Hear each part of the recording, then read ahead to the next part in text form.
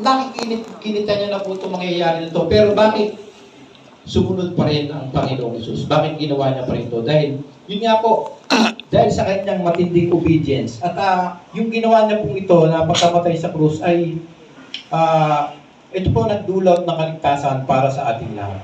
Nakita ko po ang pagsunod ng Panginoong Hesus. At sa pangalawa pong nakita ko ay willingness to give at willingness to sacrifice. Ang sinacrifice po ng Panginoong Hesus dito buhay. Pwede niya pong hindi ibigay ito eh. Kasi po, dito po, meron din po akong nakikitang verse dito sa John chapter 10 verse 18. No one take it from me, but I lay it down on my own.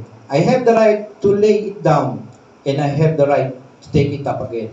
I have received this command from my Father. Ito po sa Tagalog, sinasabi po, maliwanag po sinasabi, walang makakakuha ng aking buhay. Kusa ko itong ibinibigay, mayroon akong kapangyarihang ibigay ito, at mayroon akong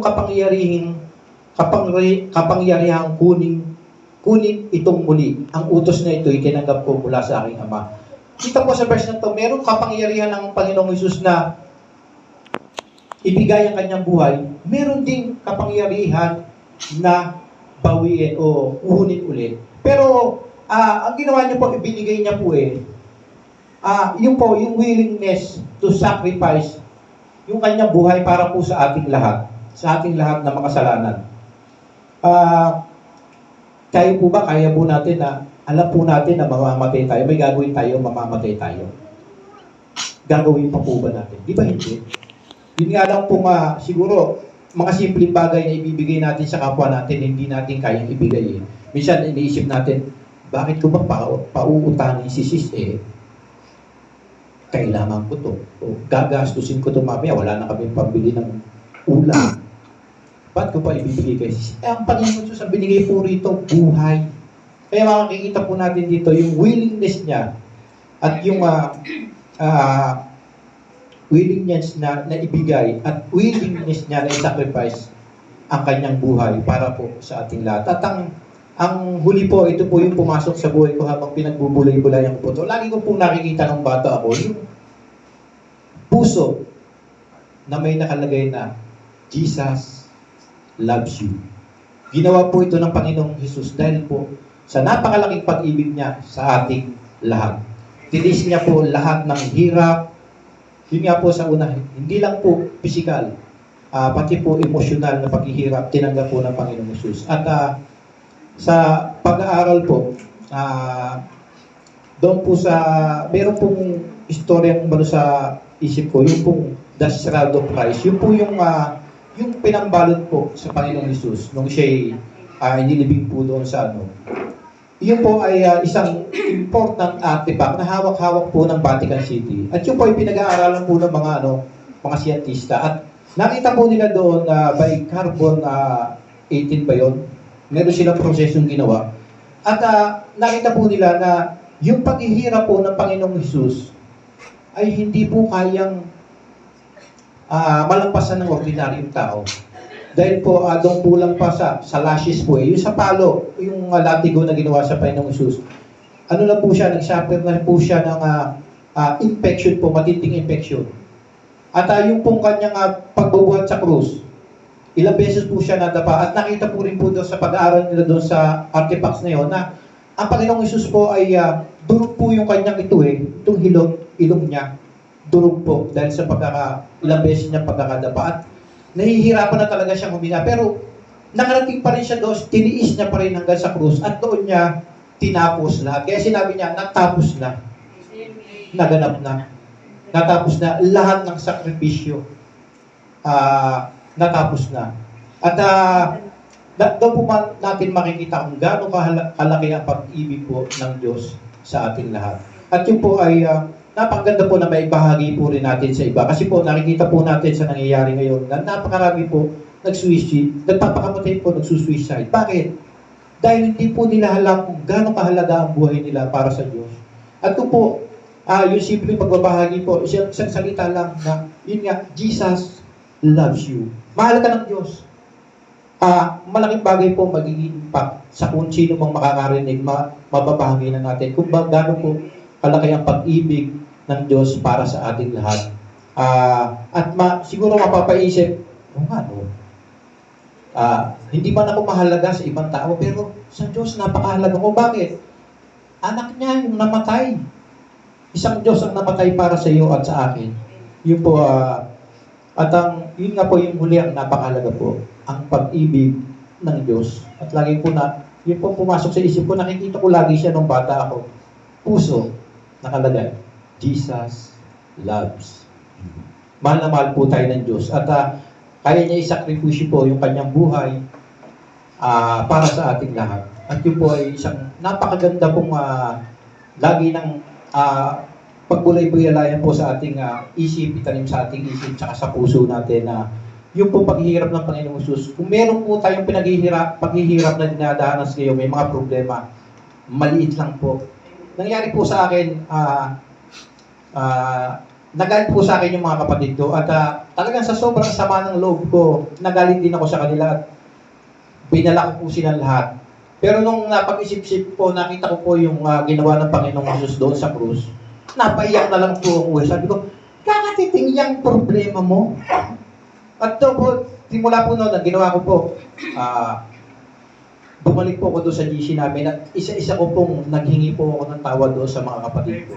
Nung maalala ko po kung gaano katindi ang hirap at pagpapakasakit na sakripisyo na ginawa ng Panginoong Hesus para sa ating lahat. At yun po ay natapos doon sa krus. Sinabi niya, it is finished. Natapos na po yung paghihirap na para sa atin, tinapos niya na po. Ang kamatayan para sa atin, tinapos niya na po. Tinuldukan niya na. Dahil po sa ginawa ng Panginoong Hesus, meron po tayong kasiguraduhan na mayroon tayong buhay. Nagkaroon po tayo ng hindi lang po buhay dito sa lupa, kundi buhay na walang hanggan doon sa piling ng Diyos kung sakali mong tayo ay mawawala sa mundo nito. At yun po, napakasarap pong isipin na tayo po, kung hindi po ginawa ng Panginoong Hesus, ano kaya yung buhay natin ngayon na wala pong sakripisyo, walang tinapos sa Panginoong Hesus para sa ating lahat. Isipin po natin, ano po kaya ang buhay natin ngayon?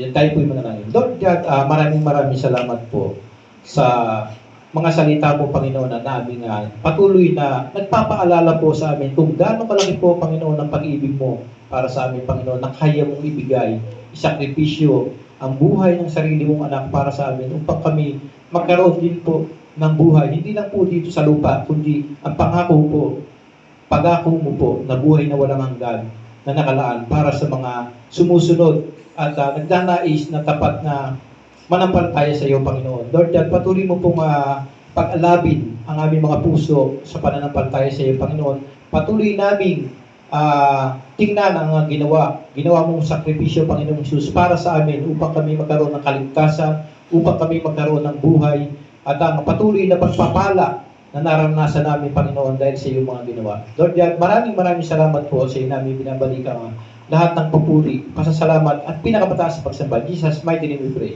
Amen and amen.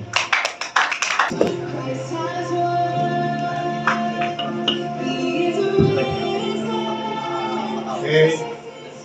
Sorry naman, yung panghuling wika. Tawagin na po natin si kapatid na Fred.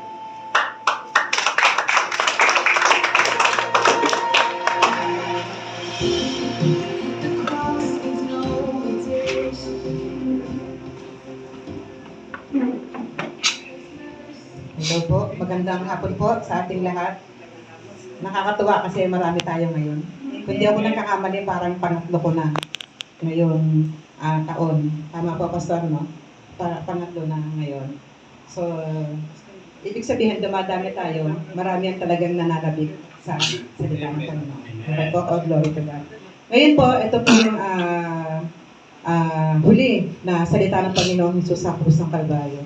Sabi rito, Father, into your hands I commit my spirit. Ama, sa iyong mga kamay, pinagkakatiwala ko sa iyong aking espiritu. bakit nga ba kailangan pang ipakita o ipagkatiwala ng Panginoong Hesus ang kanyang Espiritu sa Panginoon? Sabi nga ni Ate Lilia kanina, ito po ay katuparan ng mga prophecy doon pa lang sa Lumang Tipan.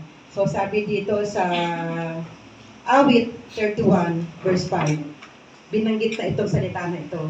Sa iyong kamay, ipinagkakatiwala ko ang aking buhay, at sa aking ibibigay ang iyong kaligtasan. Ikaw ay Diyos na mapagkakatiwalaan. So dito po, ipinakikita na talagang ang Panginoong Hesus sa kanyang pagdating, isinakatuparan niya kung ano yung ipinahayag ng mga propeta. At hindi lang yung mismong ipinahayag, kung hindi yung mismong pag-ibig sa atin ng Ama. So dito, meron tayong tatlong makukuha sa sinabing ito ng Panginoong Hesus. Una po ay total surrender. Pangalawa, yung final submission. At yung pangatlo, yung complete trust.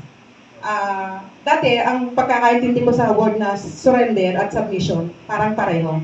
Tama po ba?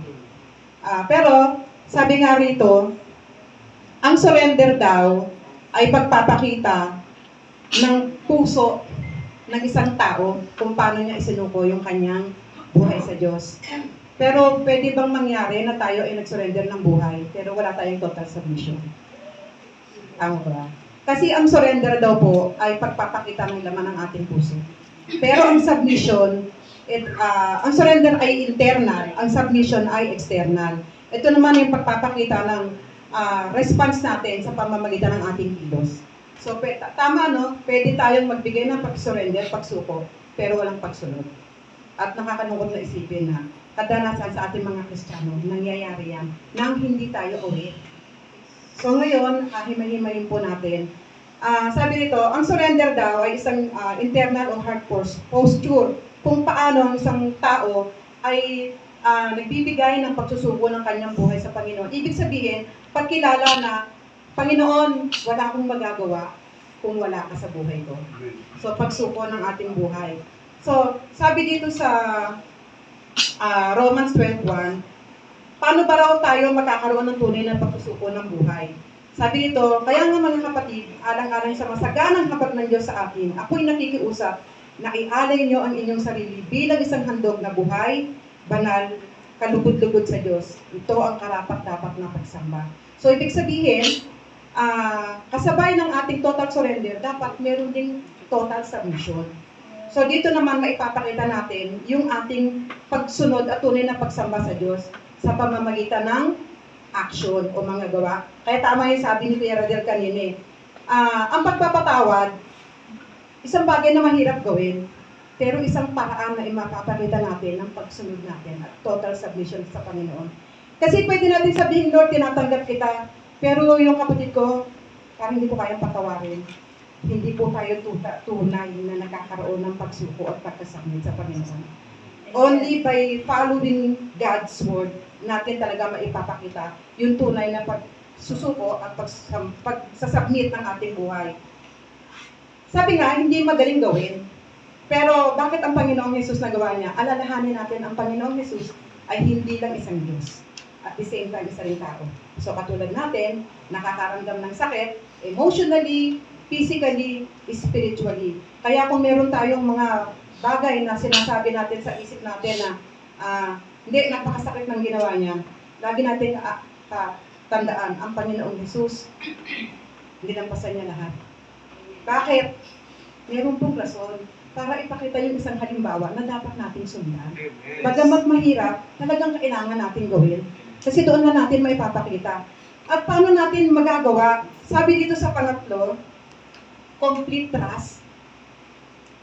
Hindi natin kaya talaga sa katotohanan lang. Hindi natin kayang gawin ang kahit na simpleng bagay. Magiging mahirap para sa atin kung wala tayong tunay na at sapat na pagtitiwala. So ito lahat pinakita ng Panginoon sa krus. Kanina, sinabi nga ni Ate Virgie, responsibility, napaka-importante. Kakambal niyan ang word na pagsusuko. Kasi kung hindi natin makapasa ating puso ang responsibilidad para sa ating kapwa, na alam naman natin, napakarami pang naliligaw. Diba? So responsibility, kakambal yan ang ating submission. Sabi po dito sa... Okay, sige. Yan.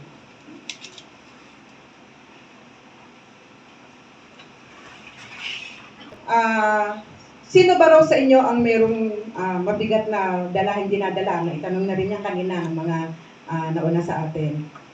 Ano ba raw yung pain o kalungkutan na nagpapabigat sa ating kaluluwa? Sabi dito, we must entrust them into the Father's hand. Kanino natin pakakatiwala? Sa kamay ng Panginoong Diyos. Kasi hindi sa asawa natin, hindi sa anak natin, hindi sa kaibigan natin, hindi sa pastor natin, tanging sa Diyos. Dahil walang ibang makakapagpagaan ng buhay natin, kundi talagang ang Panginoon lamang. Sabi dito, cast your whole being into the Father. Hindi nga ba raw tayo ay mas mahalaga sa mga maya na ipinagbibigyan ng isang salapi? Ngunit, sa isa man daw sa kanila ay walang nahuhulog sa lupa nang walang kapahintulutan ng Panginoon. So, ibig sabihin, lahat ng nangyayari sa buhay natin, nasa kapahintulutan ng Panginoon dahil meron siyang magandang layunin o purpose.